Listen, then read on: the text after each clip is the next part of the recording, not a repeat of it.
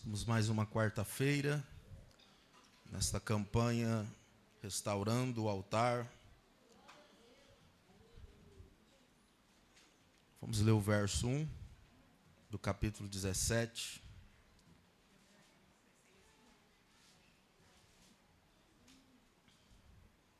Quem achou diz amém. Eu vou ler e gostaria que toda a igreja repetisse amém. Que diz assim: então Elias, o tibista, dos moradores de Gileade, disse a Acabe: vive o Senhor, Deus de Israel, perante cuja face estou, que nestes anos nem orvalho, nem chuva haverá, senão segundo a minha palavra. Amém? Toda a igreja juntos, vamos lá?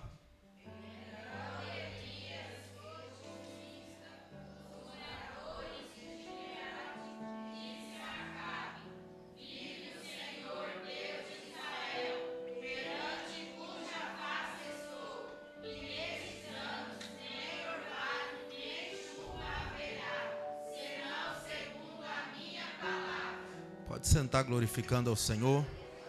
Glória a Deus. Você já deu o seu glória, o seu aleluia para Ele hoje? Aleluia.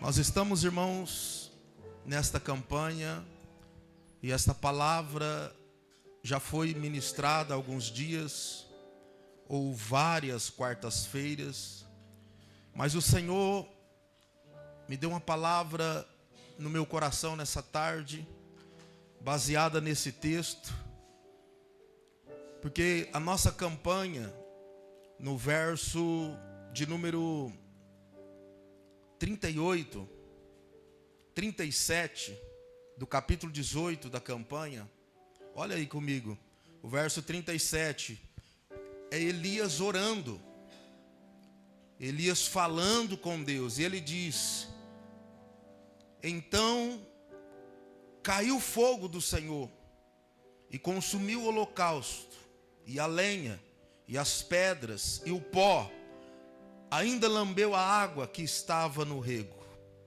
Então o verso 37, ele diz: responde-me, Senhor, para que este povo conheça que Tu, Senhor, és Deus que fizeste tornar o seu coração para trás. E eu, meditando nesta palavra, irmãos, eu perguntei a Deus, por que no início, quando o povo deixa Deus e se volta a Baal, por que não foi naquele momento que Elias orou ao Senhor? Ao invés de Elias orar e pedir para que Deus se manifestasse de alguma forma, para mostrar que Ele era Deus, no capítulo 17 nós vemos que ele chega debaixo de uma autoridade, que é a autoridade de Deus, e ele determina que não haveria chuva, que não haveria orvalho, senão segundo a palavra dele. E eu perguntei isso ao Senhor. E sabe o que o Espírito Santo de Deus me disse, irmãos? Primeira coisa que precisamos entender: nós temos o livre-arbítrio. Repita comigo: livre-arbítrio. Nós temos o poder, irmãos, de tomar decisões. E eu dizia para alguém: o Senhor vai respeitar o livre-arbítrio. O Senhor vai respeitar as nossas decisões. Porém, nós também vamos arcar com as consequências. E nós vemos pela palavra do Senhor que Acabe casa com Jezabel, que nós já sabemos. E aí ela vem e traz Baal como Deus principal dentre outros. E agora eles começam a governar então sobre Israel. E passa-se a fama que Baal era o Deus da chuva. E é interessante, irmãos, que Acabe então começa a preparar um grande exército. Para quê? Para perseguir e matar todos aqueles que declarassem que era profeta do Deus vivo. Só que agora ele prepara um grande exército, mas a estratégia foi o quê? De cessar a chuva, cessar o orvalho. E ele ia lutar contra quem agora? Contra quem que ele ia lutar? E agora então Elias se levanta e se posiciona dizendo que não haveria chuva e nem orvalho. Porque se Baal era o Deus da chuva, e agora então ele fala, você vai ter que, nós vamos ver se Baal é o Deus da chuva. Vive o Senhor, que não vai ter orvalho, não vai ter chuva. E eu quero ver, em outras palavras ele dizendo, eu quero ver se Baal, o Deus da chuva, vai mandar chuva, porque não vai chover enquanto eu não disser.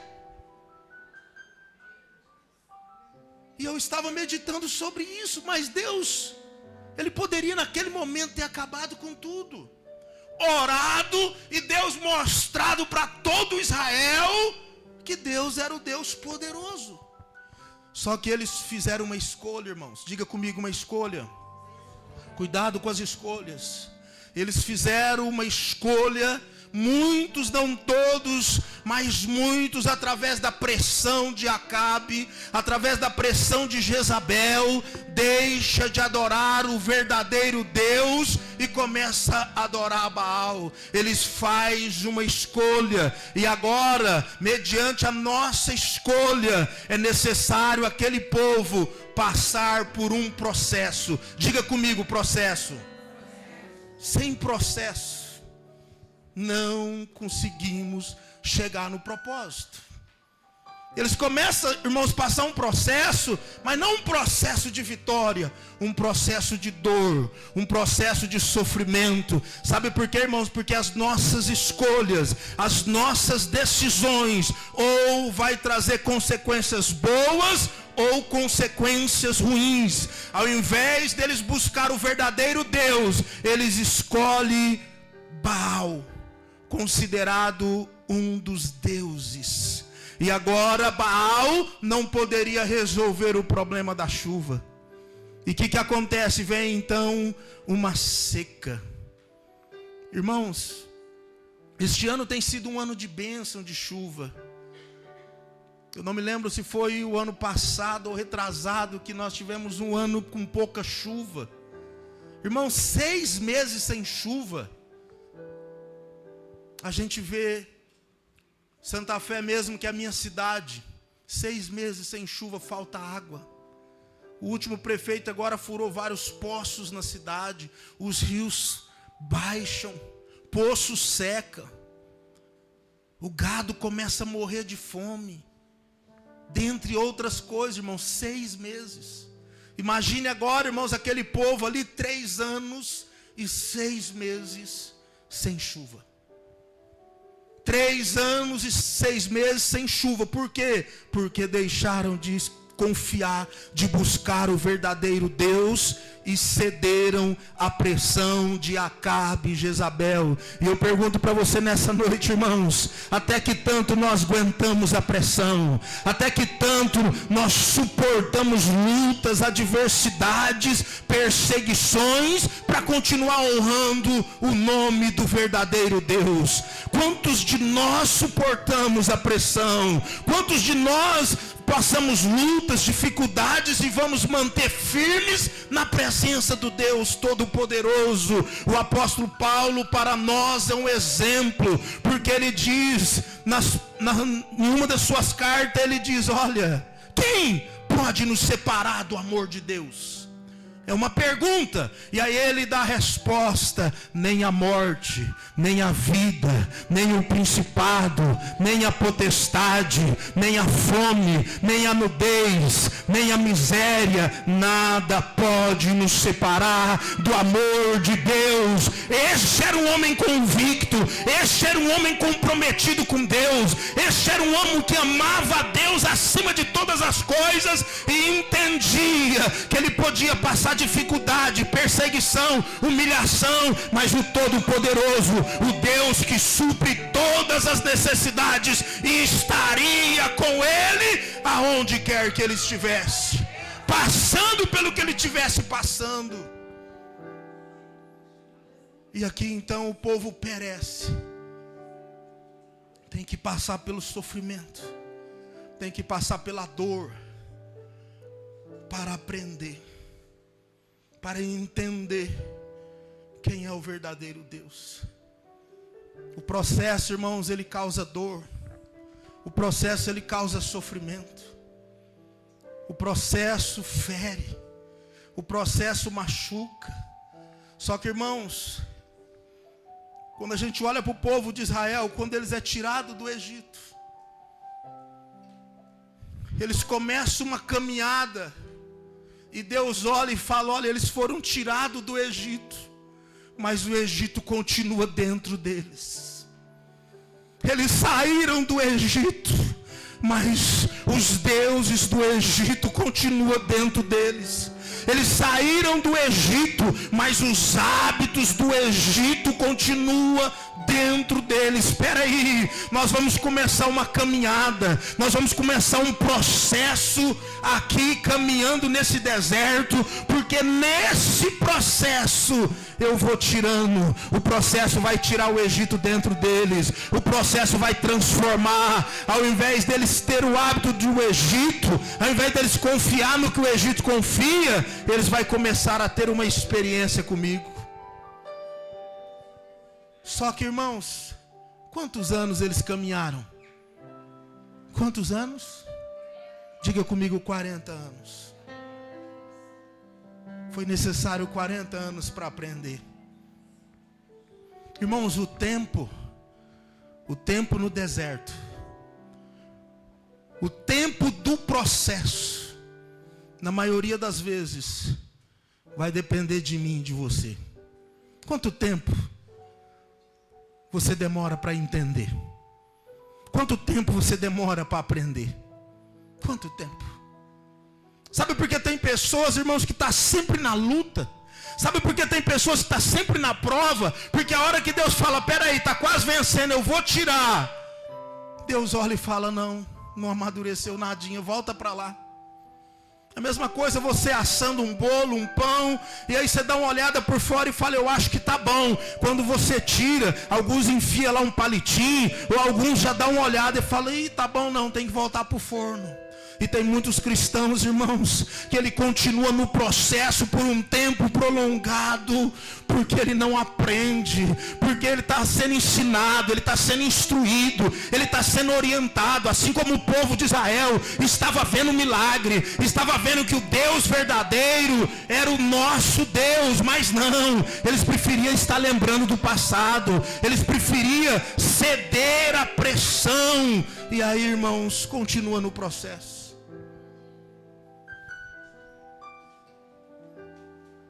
Eu não sei qual é o processo que você está passando, mas o processo, o deserto, serve para nos ensinar, é para nos instruir. Olha para o irmão que está do seu lado, em nome de Jesus, e pergunta para ele: que tanto você está aprendendo? Porque quanto mais demorar para aprender, irmãos, vai continuar no processo. Vai continuar no processo. Então Deus poderia ter usado Elias naquele primeiro momento e já ter orado e clamado, não. Mas era necessário um processo de dor, de dificuldade, para entender que as escolhas foram ruins, que fez tudo errado e que tem que se voltar para Deus. Porque o povo de Israel, irmãos, o povo elegido por Deus tinha esse problema. Era um povo que vivenciava as maravilhas de Deus. Foi comprovado muitas vezes. Olha o povo na caminhada do deserto. Tinha fome, Deus mandava o maná. O maná simboliza um pão, é como um pão, uma massa. Aí Deus pega e fala assim: olha, vocês, amanhã vocês vão comer e não vai guardar. come só o necessário e deixa o restante. Para quê? Para ver se o povo ia confiar que o Senhor ia mandar de novo. E aí o que muitos fez? Não vai guardar. A ordem de Deus era o quê? Não guardar. Ou seja, irmãos, ou nós obedece, ou nós fica sofrendo.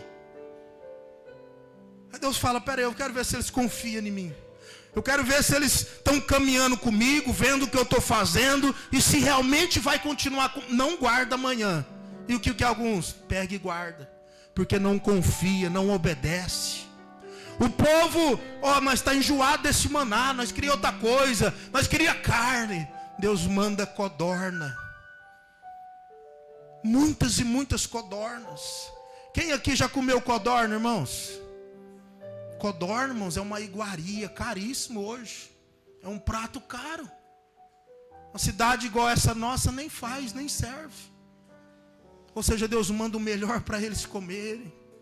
Deserto é um lugar difícil, irmão, de dia, calor intenso. Quem está passando pelo calor aí está achando difícil esses dias? Está difícil?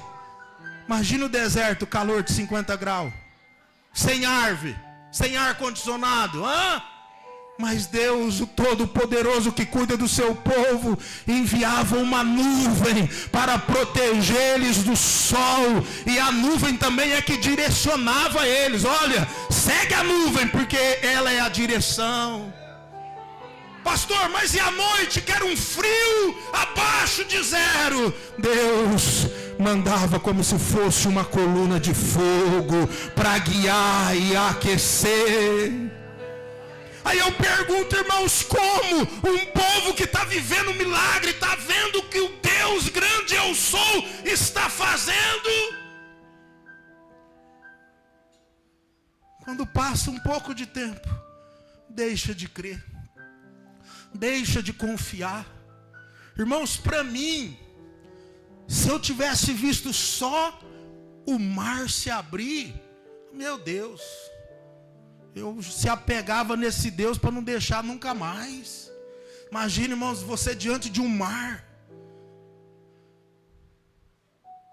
Eles olhar o líder deles, direcionado por Deus, tocar nas águas e o mar se abrir. Fazer uma coluna, como se fosse duas paredes, segurando as águas e eles passar a pé. Quando chega lá do outro lado, os inimigos vêm com tudo, numa gana para pegar eles, e eles vê o mar engolir todos os inimigos deles. Vivenciar todas essas coisas, irmãos. E mesmo assim, vive na desobediência. Mesmo assim não acredita, mesmo assim não confia.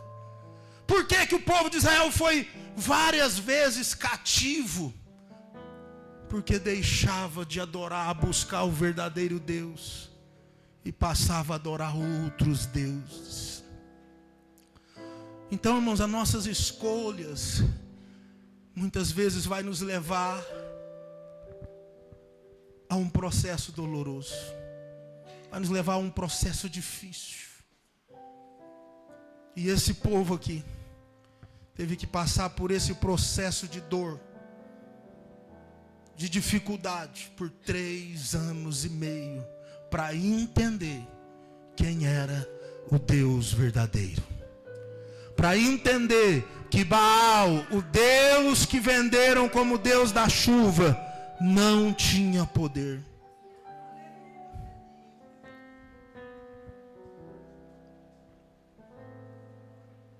E por isso que às vezes passamos por um processo difícil. Porque não fazemos a escolha certa. Porque não confiamos no Deus que nós servimos. Às vezes falamos que confiamos. Como eu já preguei várias vezes aqui, irmãos, é muito fácil dizer, não, eu confio no Senhor. Quando está tudo bem. Quando tem saúde na família. Quando o celeiro está cheio. Quando o emprego está garantido. É fácil assim, irmãos. Agora o difícil é confiar. Quando chega o desemprego. quando chega a enfermidade. Nós estamos com um caso em Itajá. Eu fui fazer uma visita para uma família ontem. Visitei 5 famílias lá ontem. E uma das irmãs da nossa igreja, o seu netinho, foi diagnosticado com leucemia, 3 anos de idade.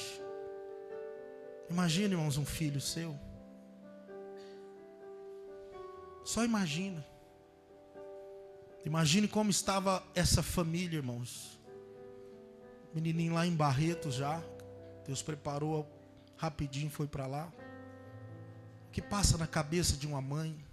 O que passa na cabeça de um pai?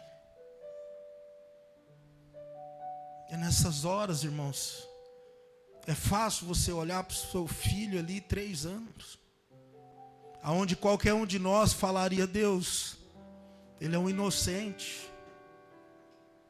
Coloca eu no lugar dele. Quantas vezes nós, pai, mãe, já falou: Deus, não permita isso na vida do meu filho, não. Permita isso na vida do meu neto, não. Se for para acontecer, que seja comigo. Quantos aqui já fez essa oração? Porque não é fácil, irmãos. Por exemplo, quando morre o marido, essa mulher fica viúva. Sim ou não? Tem um nome, viúva. E quando morre um filho? Nem nome não tem, irmãos. Porque não faz sentido uma mãe enterrar um filho. E aí, irmãos, é o momento de nós declarar se somos verdadeiros cristãos. Uma mãe olhar para o filho e dizer: Senhor, está doendo. Senhor, eu não estou entendendo. Senhor, está difícil. Mas eu confio no Senhor. Eu confio no que o Senhor está permitindo. Eu confio no que o Senhor está fazendo. É fácil, irmãos? Não é fácil. Só que por mais que nós não entendemos, a Bíblia diz que tudo coopera para o bem daqueles que amam a Deus. Difícil dar até glória, né, irmãos? Mas eu quero que você creia que tudo coopera para o bem daqueles que amam a Deus. Deus tem um propósito, Ele enxerga além. Então não deixe de confiar nunca. Eu contei o testemunho para essa irmã lá ontem. Alguns dos irmãos conheceram o Vitinho. Nós o conhecemos em Aparecida com 4 anos de idade, quando ele foi acometido de um tumor na cabeça, um câncer. O médico deu 5 meses de vida. Primeiro ele diz: vamos arrancar o tumor. Quando vai mexer no tumor, vê que ele tinha invadido. Se fosse arrancar tudo, o menino ia ficar vegetando. Deixou uma parte, mesmo assim ele paralisou um lado. Oh, processo difícil, irmãos. Mas a primeira coisa, a gente junto, orando, apoiando, eles vieram para Jesus. E foi vivendo milagres. Eu nunca esqueço, irmãos. O menino entrou em coma. Várias semanas, acho que tinha passado de mês. Todo mundo que ia lá em Rio Preto visitar, abraçava eles e dizia: aguenta firme, Deus sabe o que faz. Já preparando eles para perder o filho. E eu me lembro que eu fui visitar e eu orei pelaquela criança com toda a minha alma, com toda a minha força. E na hora de ir embora, eu abracei aquela mãe e disse: o seu filho vai sair daí.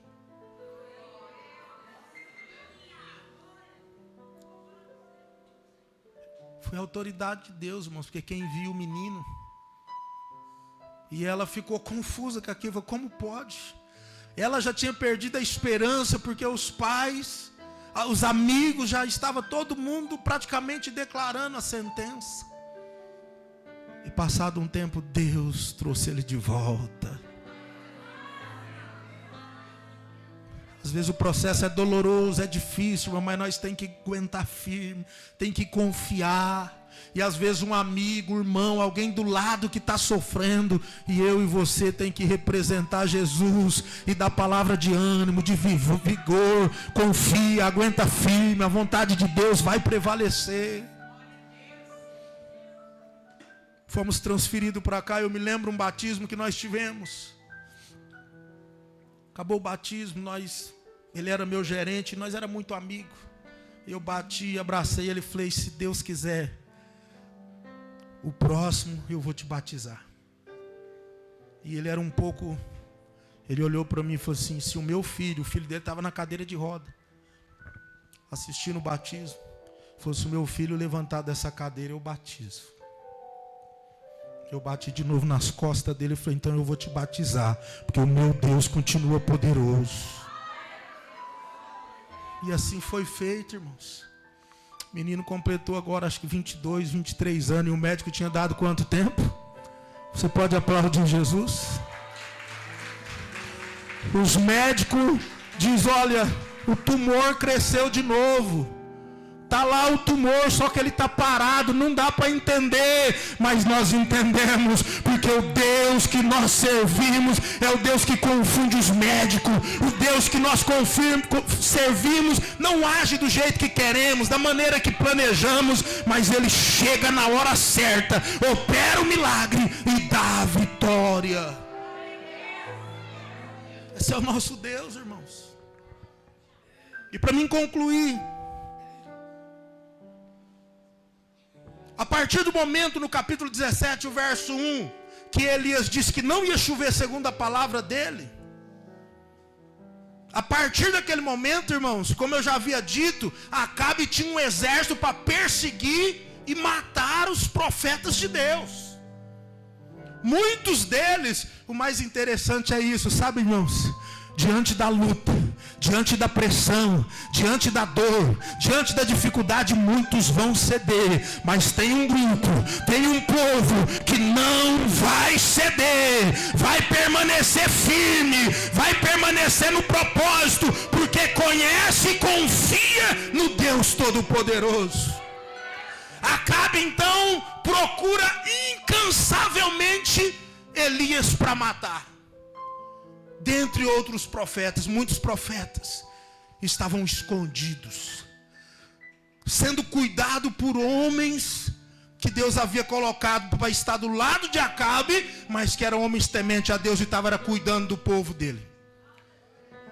3 anos e meio sem chuva, 3 anos e meio, Acabe procurando para matar Elias. Eu quero declarar, quem crê, ergue a sua mão, que eu quero profetizar sobre a sua vida. Nenhum mal chegará sobre a tua casa. Deus vai te guardar, Deus vai te proteger, Deus vai te esconder, e o mal não vai ter poder sobre a tua vida e sobre a tua casa. Se você crê, aplaude esse Deus Todo-Poderoso que eu e você serve. Não vai chegar na tua vida, não vai chegar na tua casa. Deus vai te esconder, Deus vai te proteger.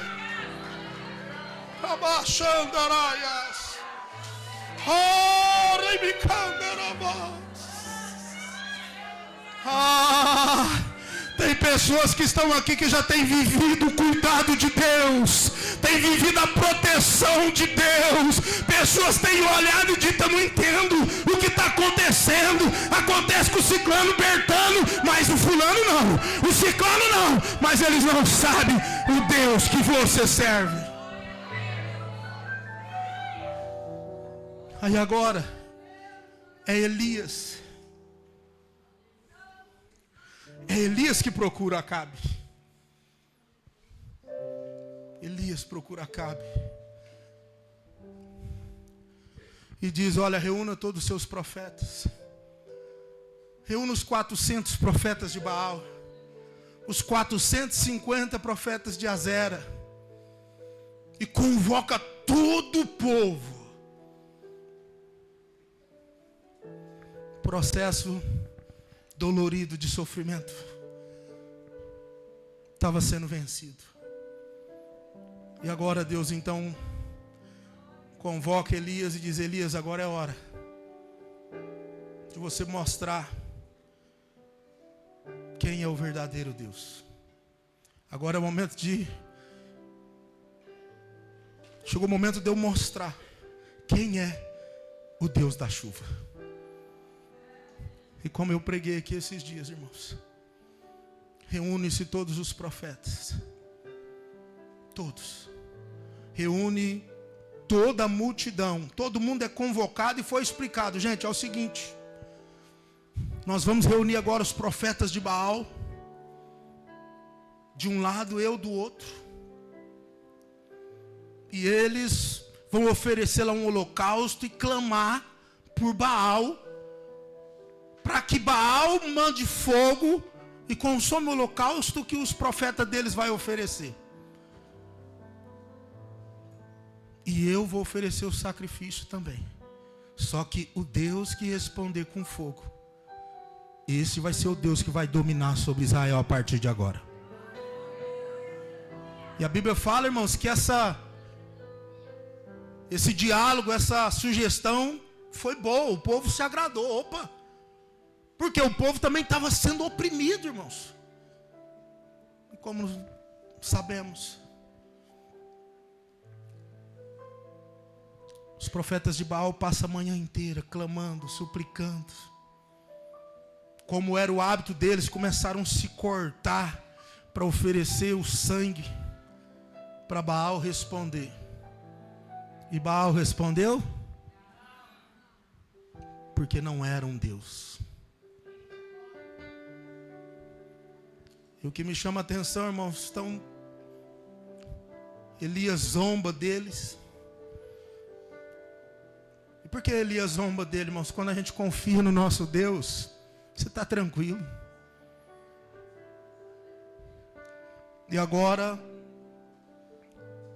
repara o altar, pica o bezerro, organiza, põe tudo ali, joga lá os 4 cantos de água, ensopa tudo aquilo. E o que eu acho mais interessante, irmãos, foi a oração. Diga comigo, a oração é algo tremendo. A oração de Elias, irmãos, foi curta. Ele ora e diz: Deus de Abraão,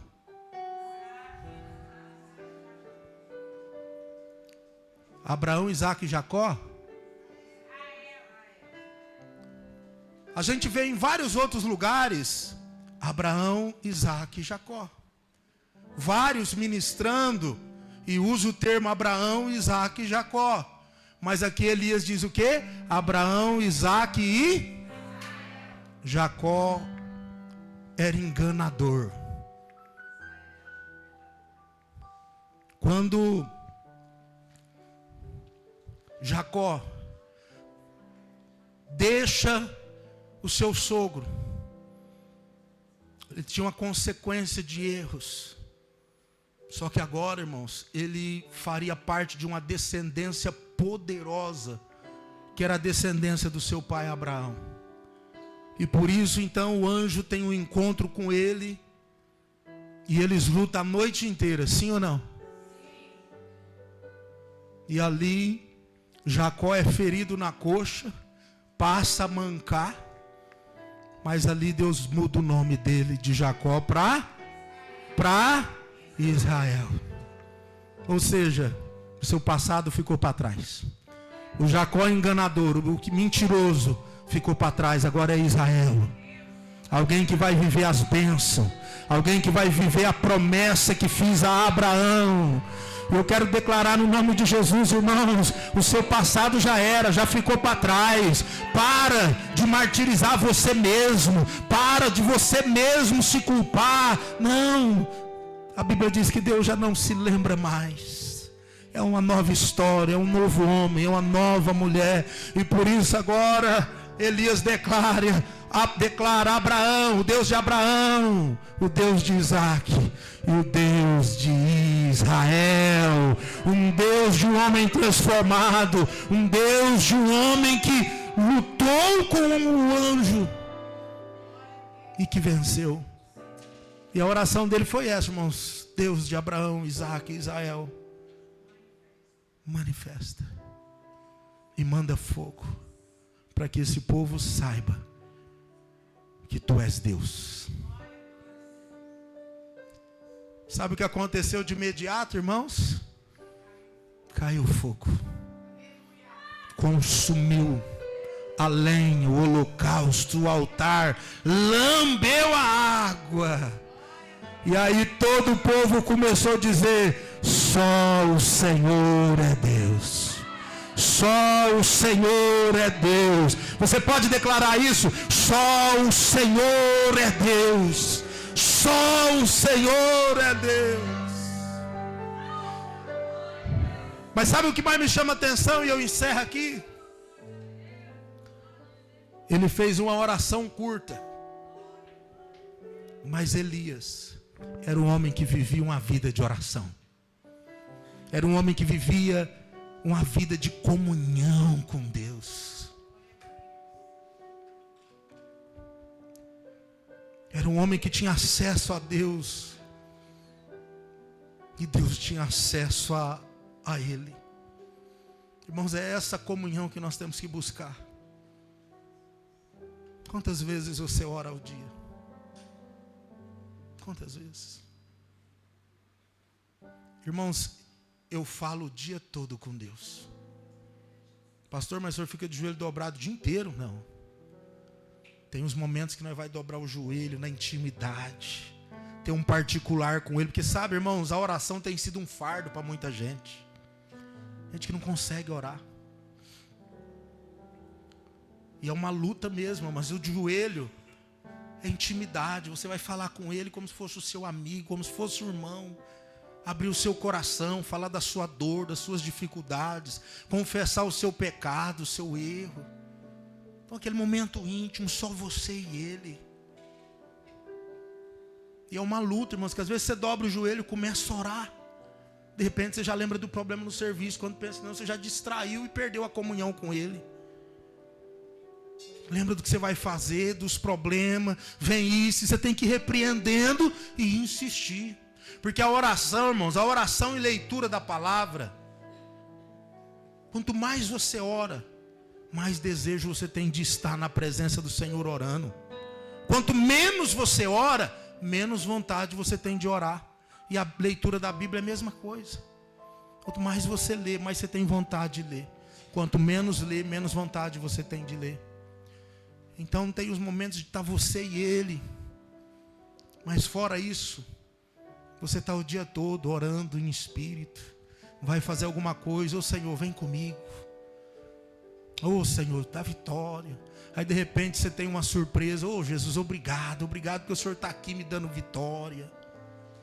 Então esse relacionamento é que nós precisamos ter com Deus. Quando temos uma vida de oração, temos um relacionamento íntimo com Ele. Você não precisa fazer igual o povo de Baal e ficar clamando de cedo quase até 3 horas da tarde, ainda no seu ouvido. Não, quando você tem um relacionamento diário com Ele, poucas palavras, Ele ouve e responde. Amém? Se coloca de pé.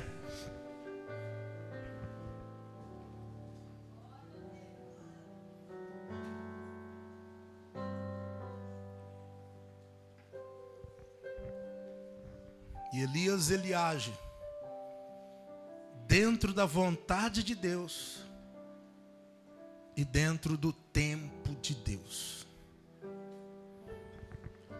É importante isso estar enquadrado na nossa vida. Aquilo que você está fazendo,